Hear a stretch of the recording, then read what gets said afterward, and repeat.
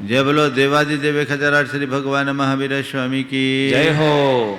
अहिंसा परमो धर्म की जय हो।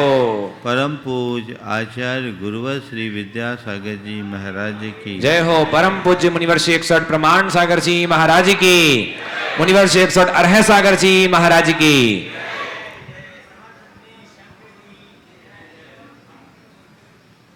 हमारे भावों से ही बंध होता है और भावों में ही मुक्ति है।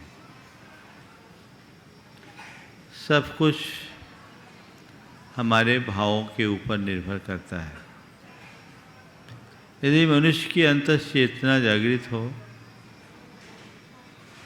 वो वस्तु स्वरूप को ठीक तरीके से समझ ले, उसके प्रति श्रद्धावान हो जाए, तो उसकी प्रवृत्ति में सहजता अपने आप आ जाती है। और वही सहजता जीवन में समरसता लाती है। बात निर्जरा की चल रही है और निर्जरा के संदर्भ में 4 बातों में पहली बात कल मैंने की थी, वह है सहजता अपनाने की। मैं चाहता हूं कि हम लोग अपने बंधी बंधाई धारणाओं में कुछ परिवर्तन करें और अपनी भूमिका के अनुरूप अपने जीवन के अध्यात्म को विकसित करें। जब कभी भी हम निर्जरा की बात करते हैं, हमारे मन में एक ही बात होती है, व्रतियों की निर्जरा होती है, त्यागी तपस्वियों को निर्जरा होती है। हम सबको तो निर्जरा होगी ही नहीं, हम तो पल पल बंध के लिए अभिशप्त हैं। लेकिन ऐसा यथार्थ नहीं है। अगर व्यक्ति की चेतना जागृत है तो भूमिकानुरूप निर्जरा हर कोई कर सकता है और हमें उसी निर्जरा का आनंद लेना है। निर्जरा वह प्रक्रिया जिससे हमारे भीतर आनंद का निर्झर बहे, हम अपने जीवन का रस ले सके, जीवन का आनंद ले सके। कैसे होगी निर्जरा? कल मैंने कहा था, अगर आप अपने जीवन में सहजता लाते हैं तो आप हर पल निर्जरा के अधिकारी हो सकते हैं। लाभ और हानि में, सुख और दुख में, संयोग और वियोग में, मान और अपमान में या जय और पराजय में सहज बने रहो। अगर हमारे भीतर ये सहजता की वृत्ति है, साक्षी भाव प्रकट हो गया, तो हम हर स्थिति में तटस्थ रह सकते हैं। आज दूसरा सूत्र है संतोष। मन में संतोष। जब कभी भी हम संतोष की बात करते हैं तो हमारी धारणा धन पैसे के प्रति संतोष रखने पर केंद्रित हो जाती है। हम अगर किसी व्यक्ति के लिए कहें ये बड़ा संतोषी व्यक्ति है, तो हमें केवल यही दिखता है, हाँ इसको ज़्यादा लोभ लालच नहीं है, धन पैसे की तृष्णा इसके मन में नहीं है, लालसा नहीं है, वो संतोषी है। निश्चित संतोषी व्यक्ति के हृदय में लोभ लालच नहीं होता, लेकिन संतोष का संबंध केवल धन पैसे के लोभ लालच को नियंत्रित करने तक सीमित नहीं है। संतोष का अर्थ है अपनी स्थिति में खुश रहना।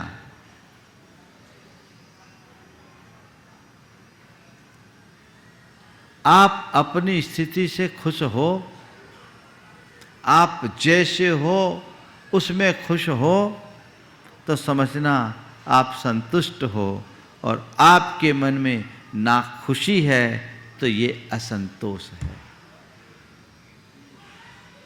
अपनी स्थिति में खुश रहने की कला विकसित कीजिए और हमें धर्म इसी का पाठ पढ़ाता है कि अपनी स्थिति में हम कैसे खुश रहें।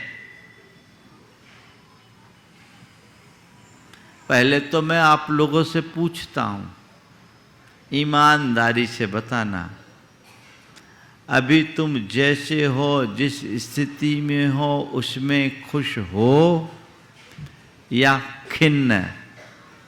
हाँ, खुश हैं? सब के सब खुश हैं?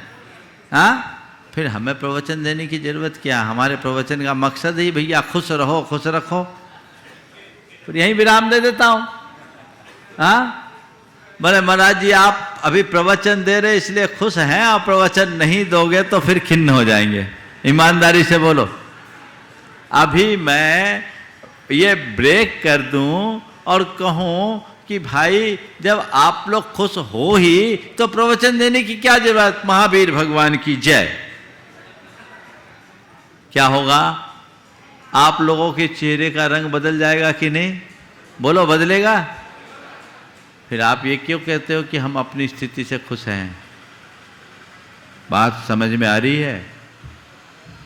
महाराज जब हमारे मनोनुकूल होता है तो हम खुश होते हैं, और जब हमारे मन के प्रतिकूल होता है तो मन में खिन्नता आ जाती है। मन की खिन्नता ही हमारी असंतुष्टि की पहचान है।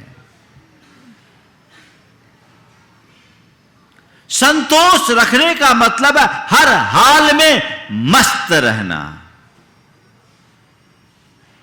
चाहे जो हो जाए हमें अपने सहजता को मेंटेन करके चलना। बस ठीक है, अच्छा है तो ठीक, बुरा है तो ठीक है। वो स्थिति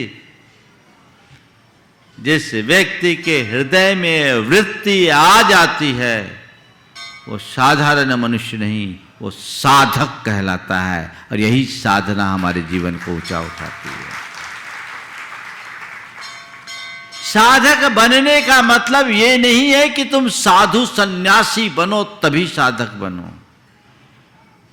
तुम गृहस्थ होकर के भी साधक बन सकते हो। साधने का मतलब क्या? अपनी वृत्तियों को साधना, यही साधना है। अपनी वृत्तियों पर नियंत्रण कर लेना, यही साधना है। अपने मन को अपने बस में कर लेना, यही साधना है। परिस्थितियों के अनुरूप अपने आप को ढालने में समर्थ बन जाना, यही साधना है। क्या आप ये नहीं कर सकते? मुश्किल ये है कि खाना पीना छोड़ने की साधना करने में तो सब निपुण है। बड़ी बड़ी तपस्या की साधना करने की कुशलता तो सबके पास है, लेकिन अपने मन को साधने की क्षमता कोई विरला ही पाता है। संत कहते हैं जिसने अपने मन को साध लिया उसने सबको साध लिया। साधो, अपने मन को साधो। निर्जरा क्या है? मन के प्रतिकूल होने पर भी मन को खिन्न ना होने देना निर्जरा है। जब भी तुम्हारे मन के प्रतिकूल कुछ घटे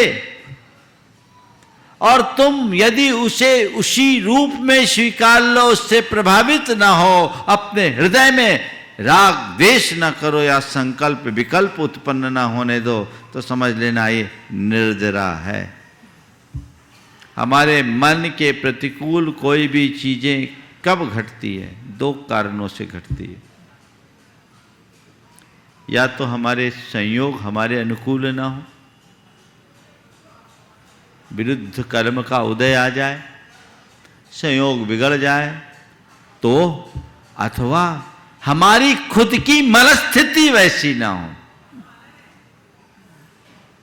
तो दो कारणों से हमारा मन असंतुलित होता है। एक परिस्थितियों के बिगड़ने से और दूसरा खुद की मनस्थिति ठीक न रहने से, है ना।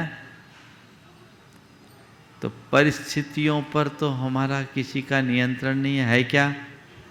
बोलो, कोई व्यक्ति कह सकता है कि मैं हर परिस्थिति को बदलने में सक्षम हूं? कोई भी व्यक्ति, मैं अपनी परिस्थितियों को बदल डालने में समर्थ हूं, कोई कह सकता है क्या? कोई नहीं, क्योंकि संयोग हमारे अधीन नहीं है। पर मेरे जीवन में जो भी संयोग घटे, मैं उसे स्वीकार कर संतुष्ट और प्रसन्न रहने की कला तो अपने अंदर रख सकता हूं। तो आज अपने जीवन में संतुष्टि की अभिव्यक्ति के लिए आपको 4 सूत्र देता हूं, और वे 4 सूत्र ही आचार्य कुंद ने हमें बताए। उनका सार मैं आपको बता रहा हूं। पहले आज की गाथा लूं।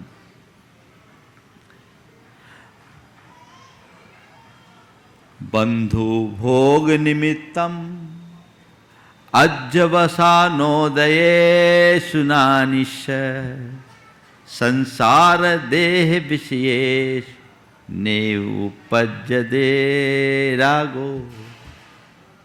बंध और भोग के निमित्त से होने वाले जो अध्यवसान के उदय हैं, उनमें ज्ञानी के संसार, शरीर और विषयों के प्रति कोई राग नहीं होता। कुल सार ये है कि वो बाहर की परिस्थितियों से प्रभावित नहीं होता, निज में भावित रहता है। ये बहुत बड़ा सूत्र है। इसे थोड़ा व्यापक संदर्भ में समझने की कोशिश कीजिए कि मुझे क्या करना है। आपकी भाषा में मैं बोल रहा हूं, समझ गए? मैं बात तो आचार्य कुंद की ही करता हूं, उनकी ही कर रहा हूं, लेकिन आपके भीतर उतर कर, क्योंकि जिसका लीवर खराब हो उसको गाढ़ा दूध नहीं पिलाया जाता, उसे तो पानी मिला करके पिलाना पड़ता है ना।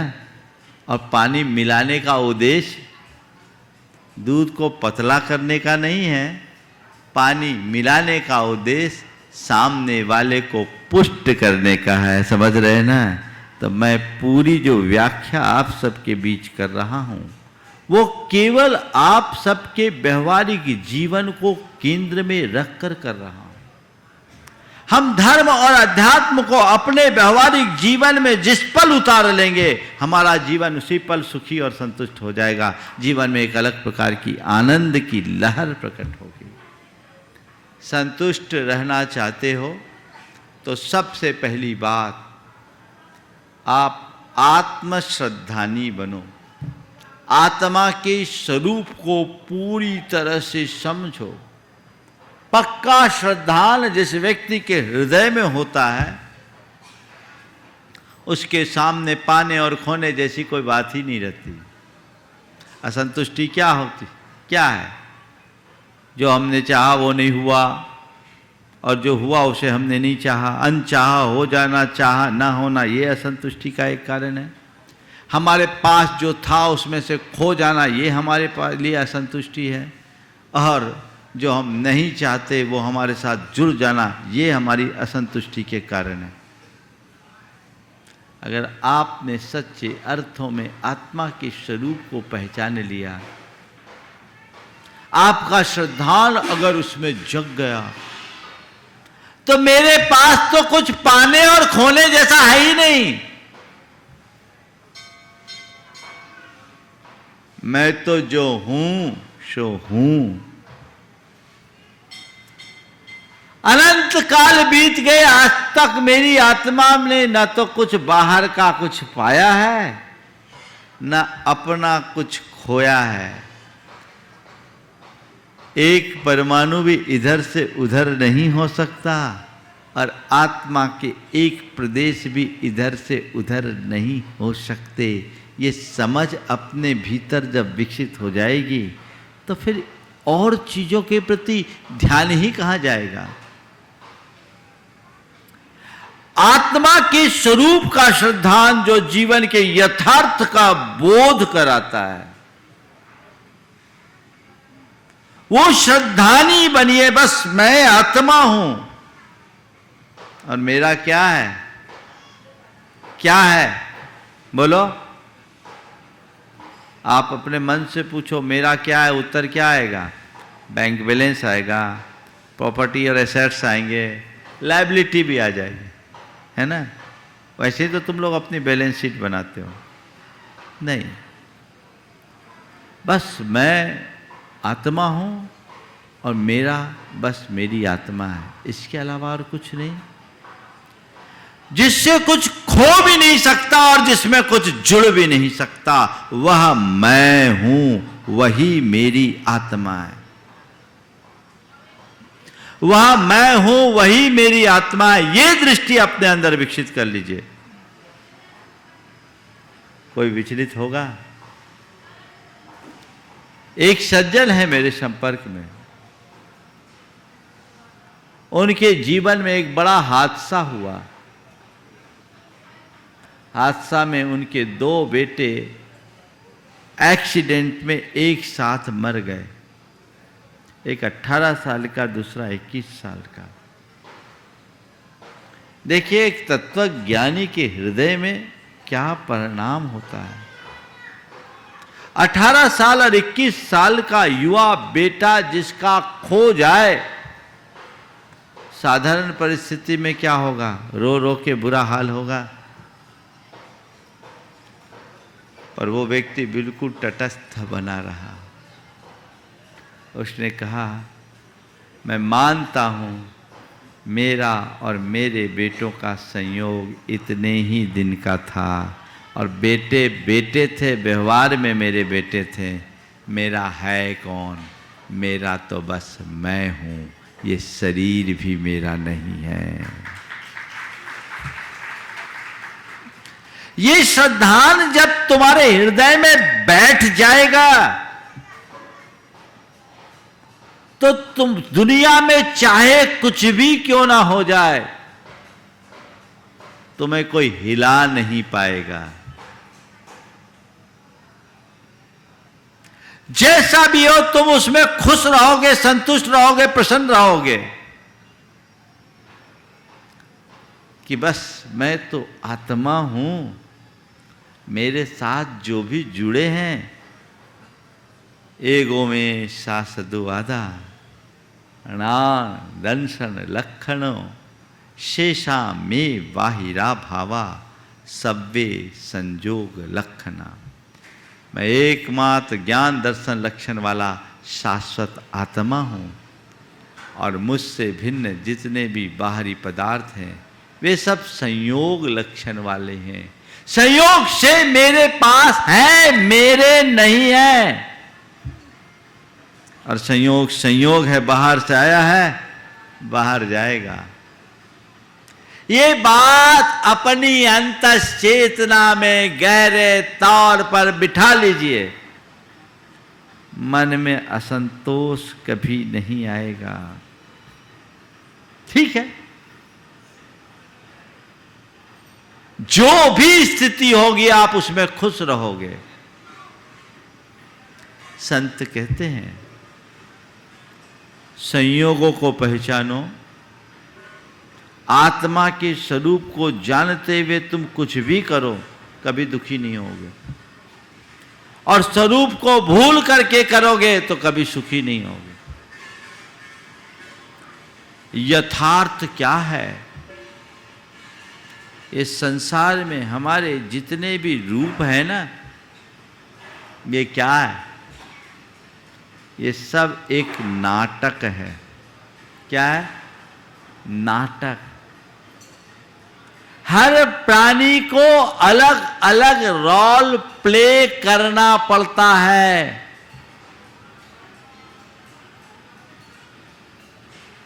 हम आप सबको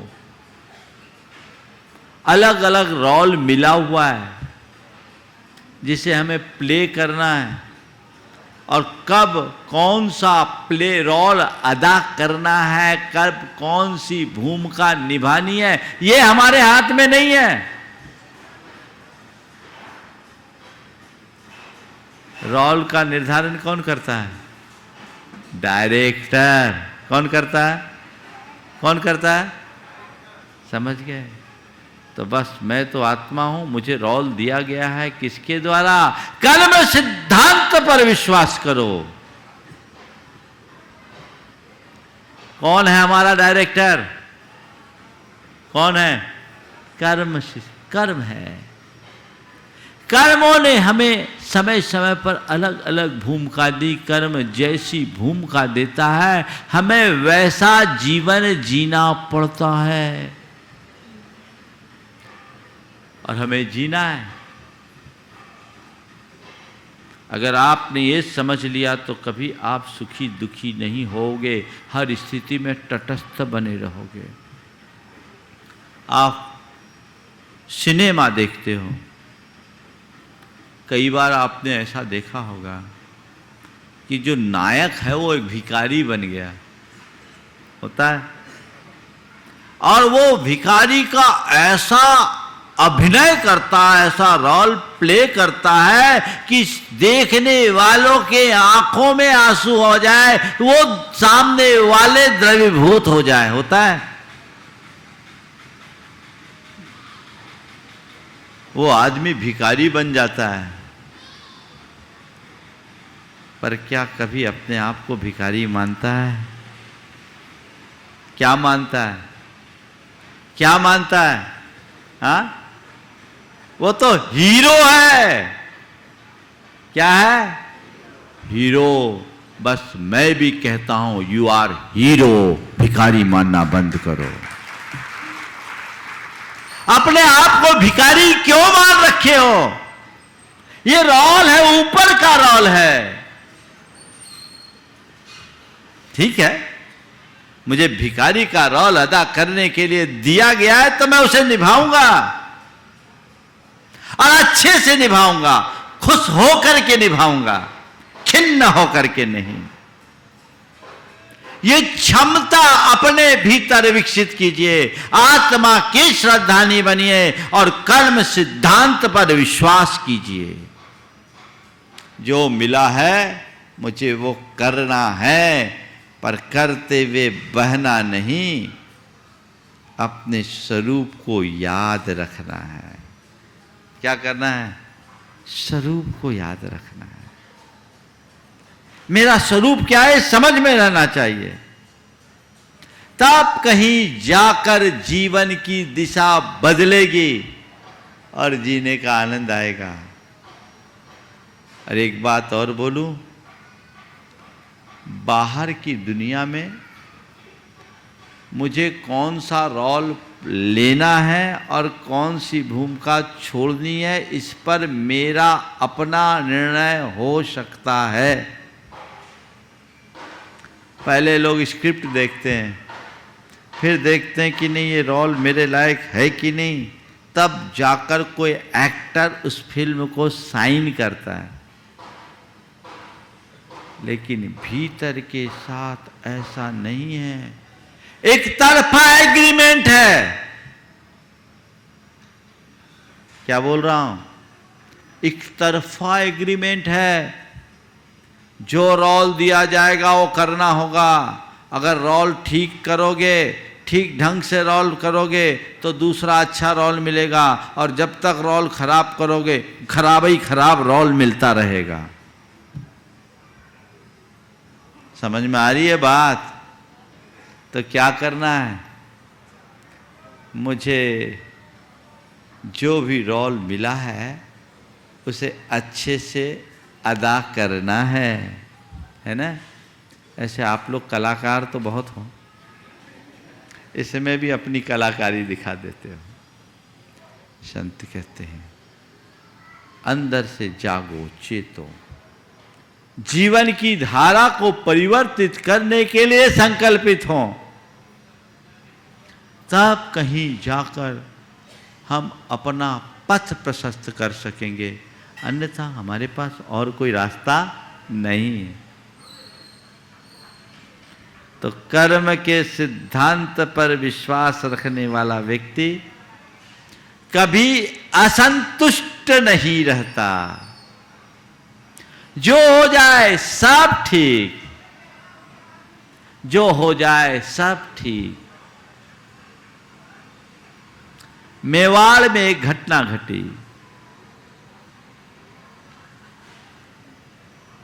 वहां एक राजघराने में उदय सिंह का मंत्री था।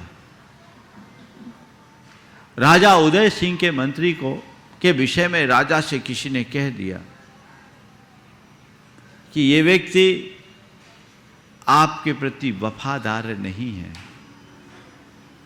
उल्टी सीधी शिकायत की। उदय सिंह क्षुब्ध होकर मंत्री को देश निकाला कर दिया।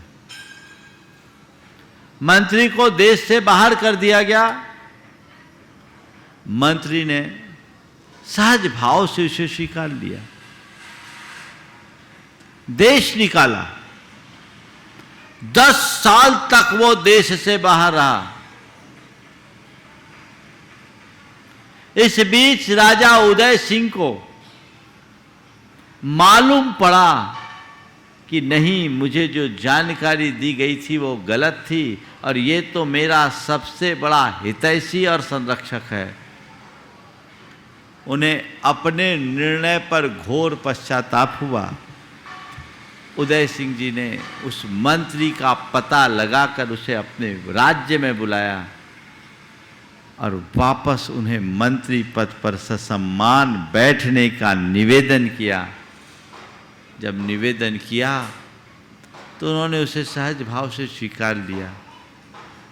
तब राजा उदय सिंह ने पूछा, मैं ये क्या देख रहा हूँ? जब आपको राज्य से निकाले थे तो भी आप उतने ही खुश होकर निकले और वापस मंत्री पद पर बिठाया तो भी आप उतने ही खुश हो। तो उन्होंने जो बात कही वो आज ध्यान रखने योग्य है।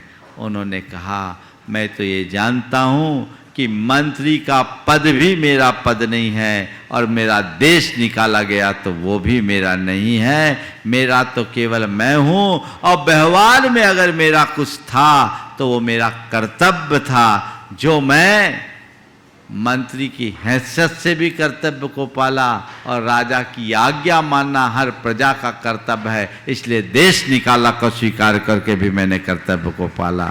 मेरा काम केवल कर्तव्य निभाने का है। जिस मनुष्य के हृदय में ऐसी परलति आ जाती है उसे कभी कोई दुखी कर सकेगा? बोलो। मैं आपको बताऊं आप लोगों की दशा क्या है। आपके जीवन में जो सुख है उस सुख में तो फिर भी कोई दूसरा निमित्त हो सकता है, होता है। तुम्हारे जीवन में जो सुख है उस सुख में तो फिर भी कोई दूसरा निमित्त हो सकता है, होता है। पर जो तुम्हारा दुख है ना उसमें दूसरा नहीं, जिम्मेदार तुम खुद हो। मनुष्य खुद के कारण दुखों को आमंत्रित करता है। जो व्यक्ति परिस्थितियों के अनुरूप अपने आप को ढालने में समर्थ होता है वो कभी दुखी नहीं होता, और जो परिस्थितियों से सामंजस्य नहीं बना पाता वो कभी सुखी नहीं होता। समझ गए? तो क्या करना है? आत्मा के प्रति श्रद्धानी बनना है, कर्म सिद्धांत के प्रति विश्वासी बनिए, और जो है ठीक है। सत हरिश्चंद्र ने डोम का पद पाया, वो भी स्वीकार लिया, राजा से डोम, सहज भाव से, और अपने कर्तव्य के पालन के लिए अपने पुत्र के अंतिम संस्कार के लिए भी उसने पैसे ले लिए। कहानी आप सबको पता है। पर बंधुओं, ये कहानी हमारे जीवन की कहानी होनी चाहिए। भले आज ऐसी विषम परिस्थिति नहीं है कि तुम्हारी इस स्तर की परीक्षा हो, लेकिन छोटी छोटी बातों से प्रभावित होकर के जो अपने चित्त को डगमगाते हो, उससे तो बचा जा सकता है। दृष्टिकोण वैसा होना चाहिए, भावना वैसी होनी चाहिए जिससे अपने जीवन का पथ प्रशस्त किया जा सके। अपने अंदर को मोड़िए, धीरे धीरे मोड़िए, सहज बने रहें। जो है जैसा है उतने में मुझे ढालना है, अपने आप को ढालना है, स्वीकारना है। मुझे जो रोल मिला है वो निभाना है। समझ गए? नंबर 3, जो मिला है उसे पसंद करो। जो मिला है उसे पसंद करो। पसंद करो मतलब सहज भाव से स्वीकार करना शुरू करो। एक बात ध्यान रखने की है, जो मैं चाहूं वो मुझे मिले, ये मेरे हाथ में नहीं। जो मैं चाहूं वह मुझे मिले, ये मेरे हाथ में नहीं है। पर जो मुझे मिला है उसे मैं चाहूं, ये तो मेरे हाथ में है। क्या करते हो?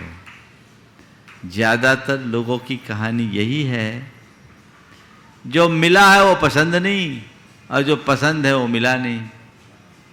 गुरुदेव बहुत अच्छे शब्दों में कहते हैं, जो पाता है सो भाता नहीं और जो भाता है सो पाता नहीं।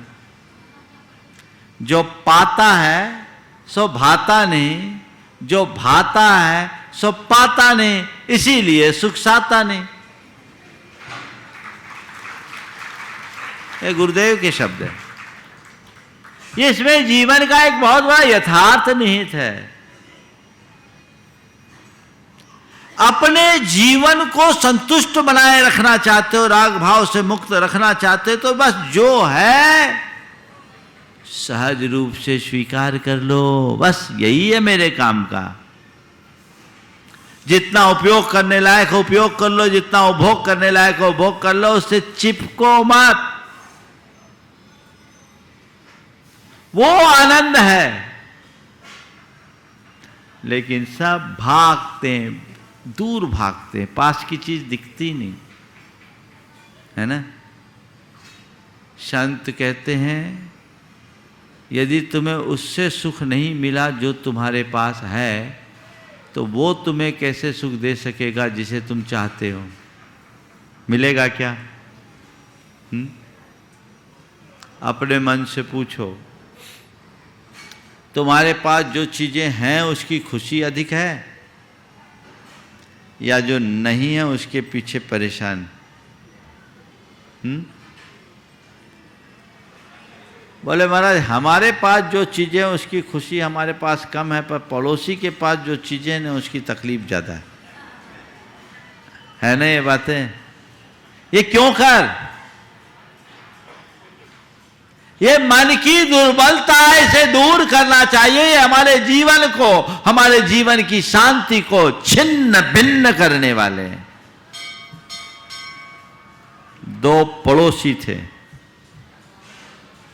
एक का नाम था हसंत जी दिलखुश और दूसरे का नाम था रुदंत जी आंसूवाल। नाम याद रहेगा, हसंत जी दिलखुश और रुदंत जी आंसूवाल। हसंत जी दिलखुश बड़े जिंदा दिल आदमी थे। उनके पास कोई आए, रोता आए और हंसता जाए, बड़े आनंद में रहे।